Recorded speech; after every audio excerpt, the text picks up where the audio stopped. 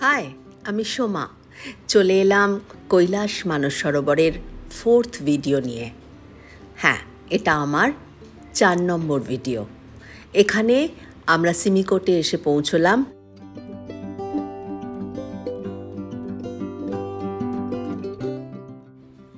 Simikot airport বা helipad যাই বলুন না কেন, ওই একই জায়গা থেকে আমরা চলেছি আমাদের হোটেলের দিকে। হোটেল হচ্ছে পাটোলা প্যালেস হোটেল। সেখানে আমাদের দুপুরের খাওয়ার বন্দোবস্ত ছিল এবং রাতে সেদিন থাকারও বন্দোবস্ত ওখানে। যদিও আমরা পরে ওখান থেকে হিলসায় চলে যাই এবং আমরা হিলসাতে নাইট স্টে করি, কেননা আমাদের 33 জনের গ্রুপ ছিল, তাই কিছু জন আমরা হিলসাতে ছিলাম, কিছু জন সিমিকোটে ছিলাম।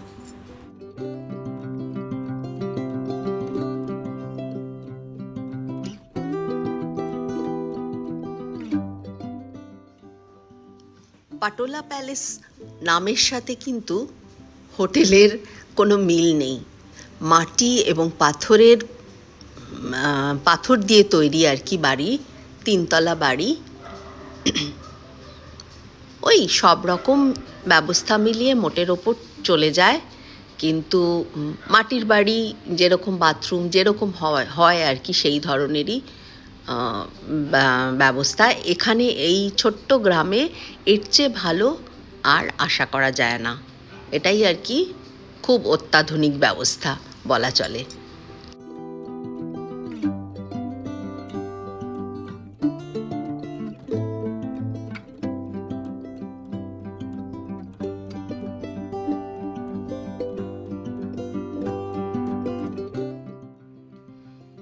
এটা খানিকটা পাহাড়ের ওপরে, তাই ঠান্ডাটা ভালোই।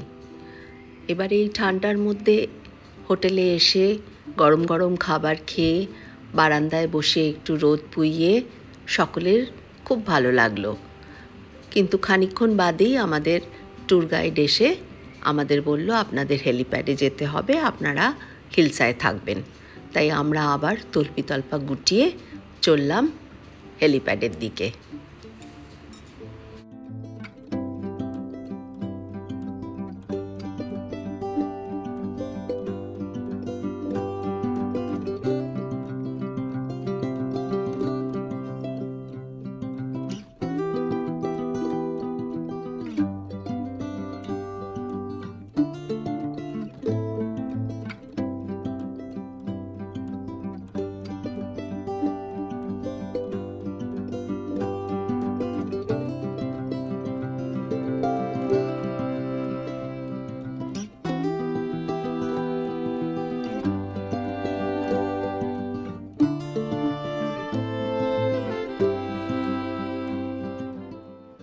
খুবই ছোট্ট গ্রাম।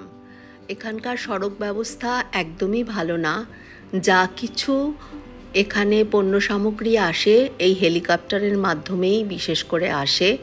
আর এই কৈলাস যাত্রা শুরু হওয়ার পর থেকে এই সিমিকোটের গুরুত্ব খুব বেশি বেড়ে গেছে, কেননা এটা ফার্স্ট স্টেপ বলতে পারেন। এই হেলিকপ্টার হোক বা সড়ক পথে যারা যাচ্ছে তাদের এই রাস্তায় সিমিকোট পেরিয়ে যেতেই হবে। সুতরাং সিমিকোটে এক রাত্রি সকলকে থাকতেই হবে, হয় সিমিকোট নয় হিলসা। আমাদের অপশন ছিল বলে তাই আমরা হিলসায় থাকলাম। তাই সিমিকোটের গুরুত্ব কিন্তু অপরিসীম। আর এই ঠান্ডা সুন্দর জায়গায় থাকতে মন্দ লাগে না, কিন্তু ব্যবস্থাপনা খুব যে একটা ভালো বলবো তা না। গ্রাম, মাটির বাড়ি, বাথরুম টাথরুম সমস্তই ইন্ডিয়ান স্টাইল, এখনও কোমোডের দেখা এখানে নেই। সুতরাং থাকা যে খুব একটা সুখের তা বলতে পারি না।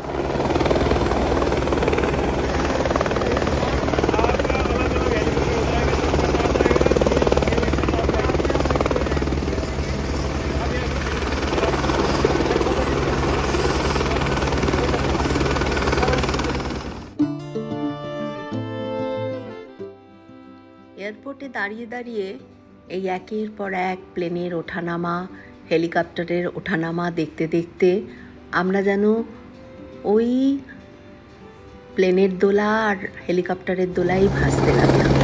কি যে ভালো লাগছিল, একের পর এক। খুব বিজি এয়ারপোর্ট বলতে গেলে, প্রতি 10 মিনিট অন্তর একটা করে হেলিকপ্টার নামছে উঠছে।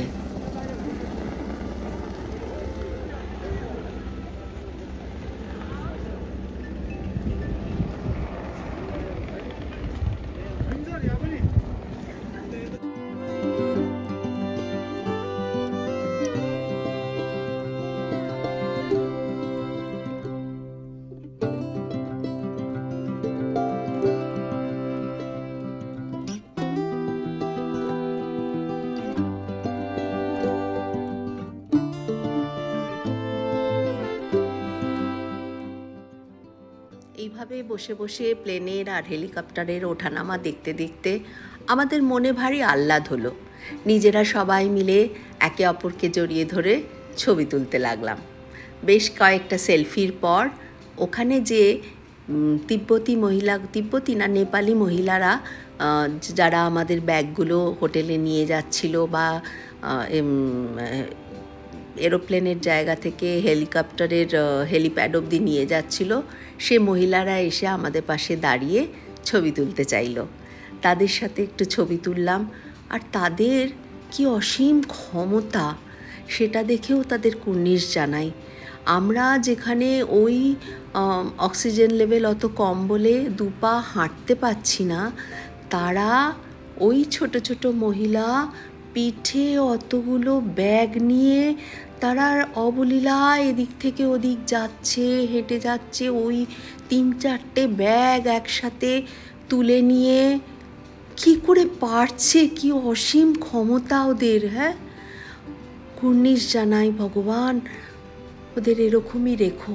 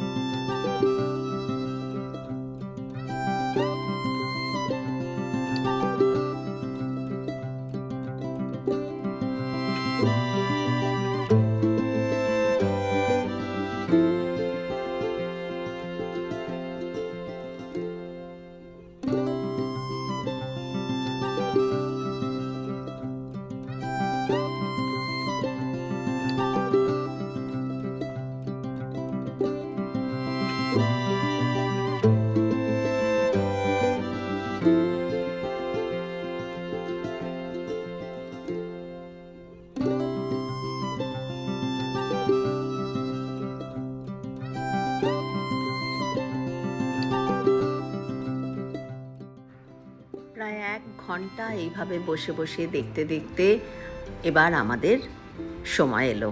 আমাদের এবারে হেলিকপ্টার আসবে আমাদের নিয়ে যেতে। আমাদের একে একে ডেকে নিল, সমস্ত ওজন দেখে নিল, আমাদের ওজন, আমাদের ব্যাগের ওজন দেখে এবার আমাদের হেলিপ্যাডের দিকে যেতে বলল। আমরা হেলিপ্যাডে আমাদের ব্যাগ চিহ্নিত করে নিজেদের কাঁধের ব্যাগ নিয়ে আমরা হেলিপ্যাডে এবারে রওনা দিলাম।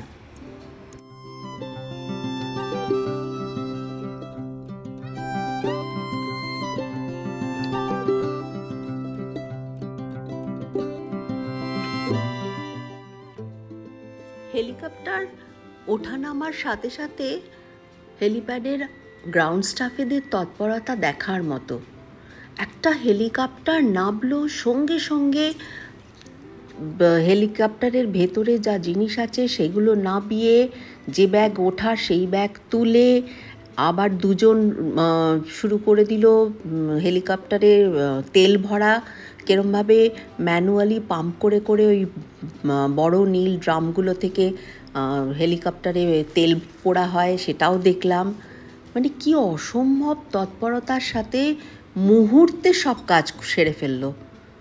আর তক্ষুনি হেলিকপ্টার উড়ে গেল।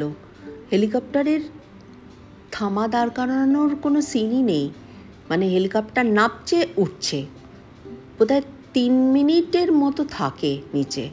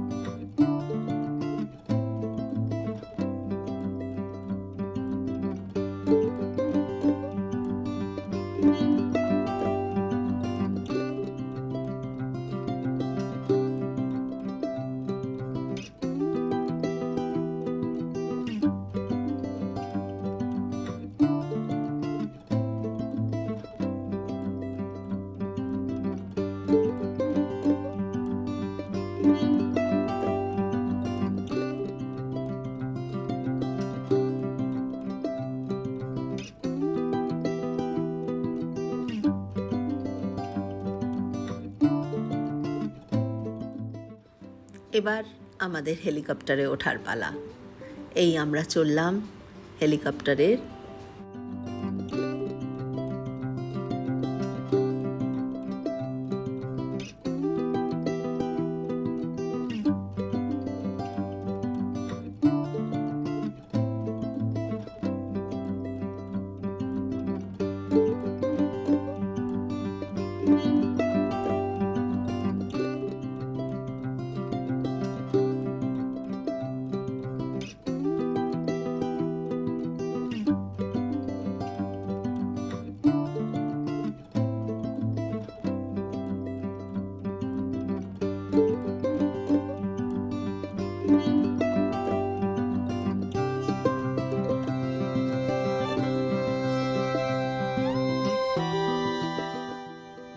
বাই বাই সিমিকোট, চললাম হিলসা।